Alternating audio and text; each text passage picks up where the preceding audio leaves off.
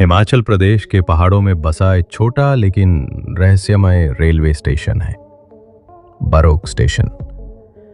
ऊंचे पहाड़, गहरी घाटियां और चारों तरफ सन्नाटा। इस स्टेशन पर दिन में भी कुछ अजीब सा सन्नाटा पसरा रहता था, लेकिन रात को तो जैसे वहां वक्त भी डर के मारे थम जाता हो। राजू, जो कि रेलवे में पॉइंट्समैन था, पिछले 5 सालों से स्टेशन पर तैनात था।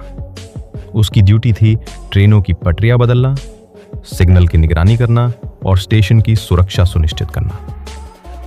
राजू को अकेले काम करने की आदत थी, लेकिन बारोक स्टेशन की रातें कुछ अलग थीं। यह अक्टूबर की एक ठंडी रात थी। पहाड़ों में कुहासा इतना घना था कि हाथ तक भी नजर नहीं आ रहा था। उस रात आखिरी ट्रेन कालका मेल बारोक से निकल चुकी थी। अब पूरी रात स्टेशन पे कोई नहीं आने वाला था, सिवाय राजू के। स्टेशन मास्टर छुट्टी पे था और बाकी कर्मचारी अगले दिन सुबह आने वाले थे। राजू अकेला था, हमेशा की तरह। वो सिग्नल बॉक्स के अंदर बैठा अपनी चाय की चुस्की ले रहा था कि तभी उसके वायरलेस से एक अजीब सी आवाज आई।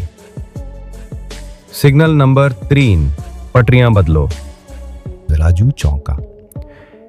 ये आदेश तो किसी ट्रेन के आने का इशारा था, लेकिन कोई ट्रेन तो शेड्यूल में नहीं थी। शायद कोई तकनीकी खराबी हो, उसने सोचा और टॉर्च लेकर बाहर निकल गया।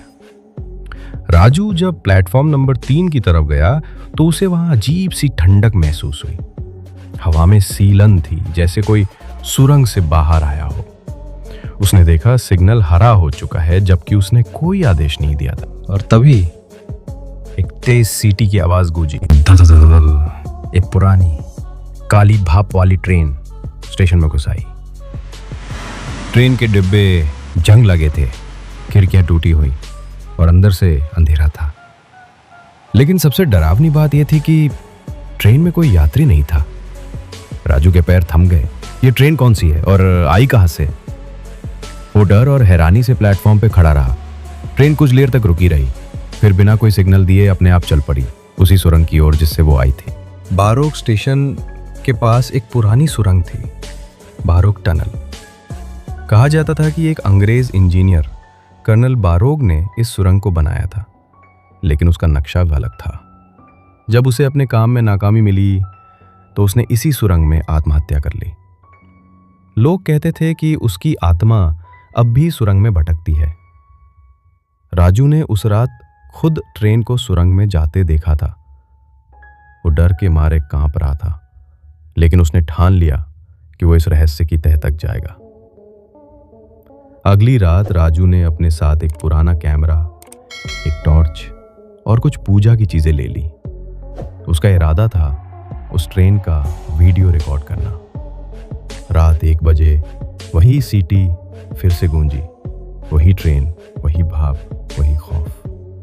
इस बार राजू कैमरा ऑन करके प्लेटफॉर्म पे खड़ा हो गया। जैसे ही ट्रेन पास आई, उसके अंदर से एक साया झांका।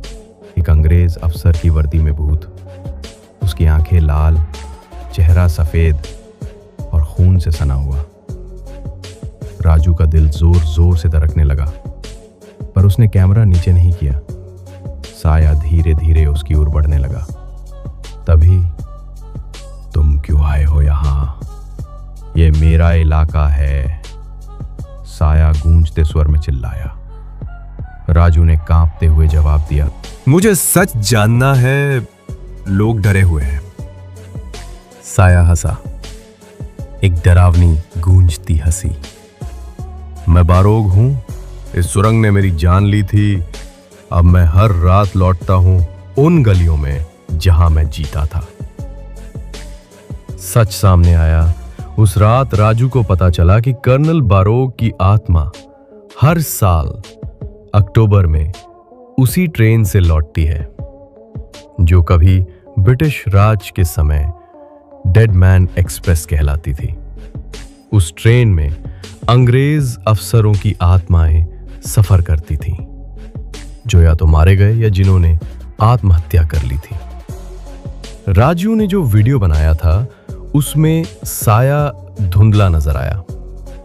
लेकिन ट्रेन की आवाज, सीटी और सुरंग की गूंज साफ सुनाई दी।